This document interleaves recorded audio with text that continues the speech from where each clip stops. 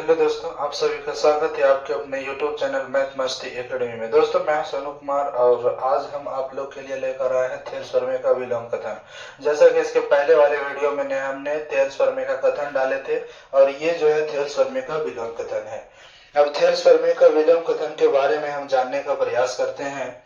Thales प्रमेय के विलोम कथन को लिखे करा थेल्स प्रमेय के विलोम कथन, यदि कोई रेखा किसी त्रिभुज की दो भुजाओं को समान अनुपात में बांटे, यदि कोई रेखा किसी त्रिभुज की दो भुजाओं को समान अनुपात में बांटे तो वह रेखा तीसरी भुजा के समांतर होती है। तीसरी भुजा के क्या होती है? समांतर होती है। जैसा कि देखिए हम यहाँ पर फिगर बना रहे हैं। तो ये एक त्रिभुज है एबीसी। इसमें कह रहा है कि यदि कोई रेखा, ये रेखा है, ये रेखा जो है, यदि कोई रेखा किसी त्रिभुज की दो भुजा, ये दोनों जो भुजा देख रहे हैं, डी और ई नाम दे दिए। यदि कोई रेखा किसी त्रिभुज की दो भुजा को समान अनुपात में बांटे, इसको समान अनुपात में बांट रहा है, यानी एडी बटे डीबी ए बटे एसी, ठीक है, समान अनुपात में बांट रहा है, तो ये जो रेखा है तीसरी भुजा के समांतर होगा, मतलब बीसी के समांतर होगा। ये हमको साबित करना है, ठीक है ना, यही हमको साबित करना है। फिगर भी हमने बना दिए हैं। अब यहाँ से हम क्या करते हैं, एक रचना ले रहे हैं, ठीक है, एक रचना ले रहे हैं, एक रचना हम ले रहे हैं। देखिए यहां से एक रचना ले रहे हैं कि डी से डी एफ समांतर बीसी एक रेखा खींचा गया है। डी से डी एफ समांतर बीसी एक रेखा खींचा गया है। और आपको अगर ये पता चल जाए कि दोनों का रेशियो अगर बराबर हो जाएगा तो आपको पता होगा कि जब अनुपात होगा तो कोई एक ही रेखा का होगा, रेशियो बराबर होगा यहाँ पर।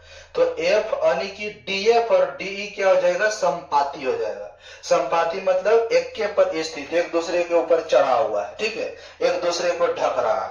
तब यहां से हम लोग क्या लिखेंगे? पहले लिखेंगे विशेष प्रतिज्ञा। विशेष प्रतिज्ञा लिखेंगे और क्या लिखेंगे? विशेष प्रतिज्ञा। विशेष प्रतिज्ञा में क्या लिखेंगे? विशेष प्रतिज्ञा, क्यों ऐसे होगा नहीं, प्रतिज्ञा, विशेष प्रतिज्ञा में देखिए क्या कहेंगे, लिखेंगे कि माना कि एबीसी एक त्रिभुज है,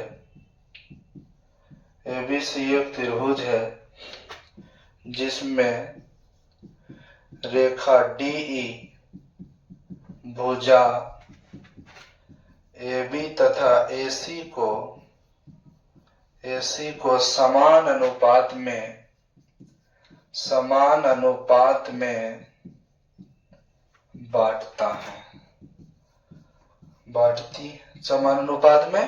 माना कि ABC एक त्रिभुज जिसमें रेखा D, ये रेखा जो D है, भुजा AB तथा AC को समान अनुपात में क्या कर रहा है? बांटने का काम कर रहा है, ठीक है। अब यहां से जरा सा सोचो कि ये जो है रेखा को बांटने का काम कर रहा है, तो हमें साबित करना है, क्या साबित करना है? तो हमें साबित करना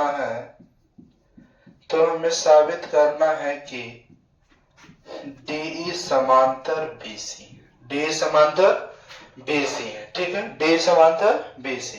उसके बाद कुछ हमने रचना भी किया, तो रचना को भी हम देख लेते हैं।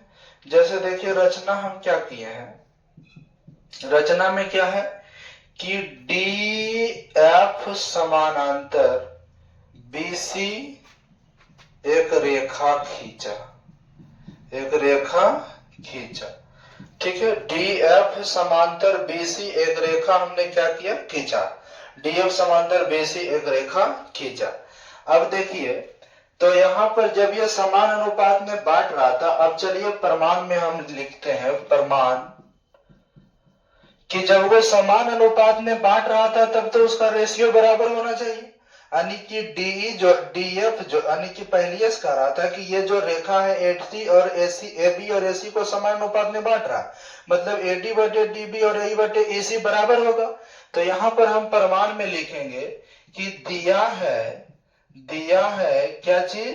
एडी बटे डीबी, एडी बटे डीबी अब बराबर में इधर हो जाएगा ए बटे ईसी। ये तो दिया हुआ है समीकरण 1 मान लिए, ठीक है।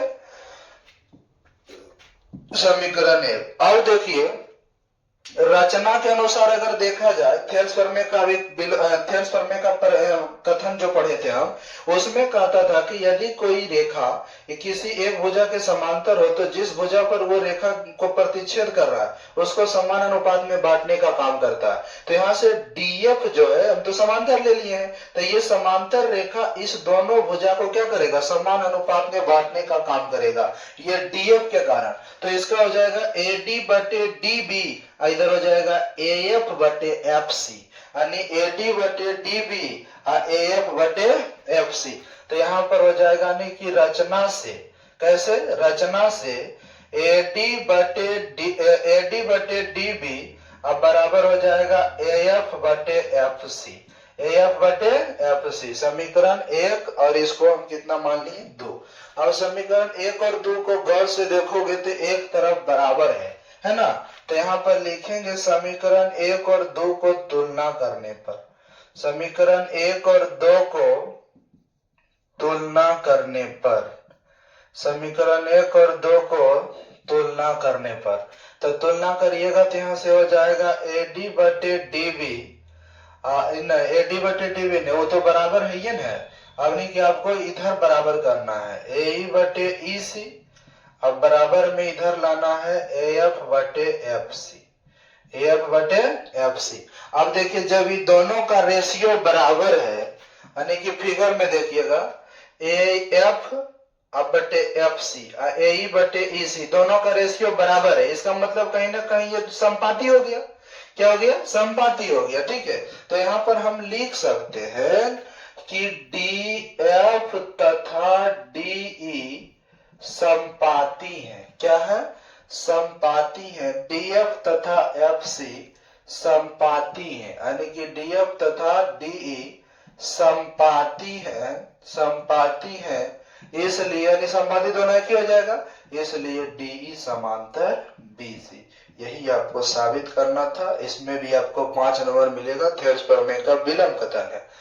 तो इसको एक बार फिर से देखा जाए, करा था थेल्स प्रमेय के विलंब कथन को लिखे और सत्यापित करें। थेल्स प्रमेय का विलंब कथन कहता है यदि कोई रेखा किसी त्रिभुज की एक भुजा को, यदि कोई रेखा किसी त्रिभुज की 2 भुजा को, देखिए ये दोनों भुजा को समान अनुपात में बांटे तो वह तीसरी भुजा के समांतर होती है, यानी कि ये देखिए तीसरी भुजा डी और बीसी के समांतर होना चाहिए। यही आपको साबित करना था। विशेष प्रतिज्ञा जैसा कि हमने लिखा भी है, माना कि त्रिभुज एबीसी एक त्रिभुज है जिसमें रेखा डी भुजा एबी तथा एसी को समान अनुपात में बांटती है, तो हमें साबित करना डी समांतर बीसी। तो रचना में डीएफ समांतर बीसी एक रेखा हमने खींच लिया, और यहाँ से देखिए क्या वो तो दिया हुआ था, कुछ कथन के अनुसार ये दिया हुआ था, तो समीकरण 1 हो गया। आई रचना से हमको ये प्राप्त हुआ 1 और 2 जब ये रेशियो बराबर हो गया तो यहाँ से संपाती हो गया, संपाती हो गया मतलब डी और एफ एक के पर है, तो डी समांतर क्या हो गया, बीसी। यही हमको क्या करना था, साबित करना था।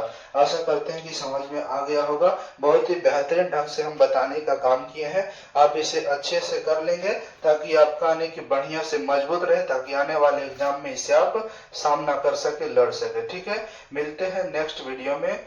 जय हिंद।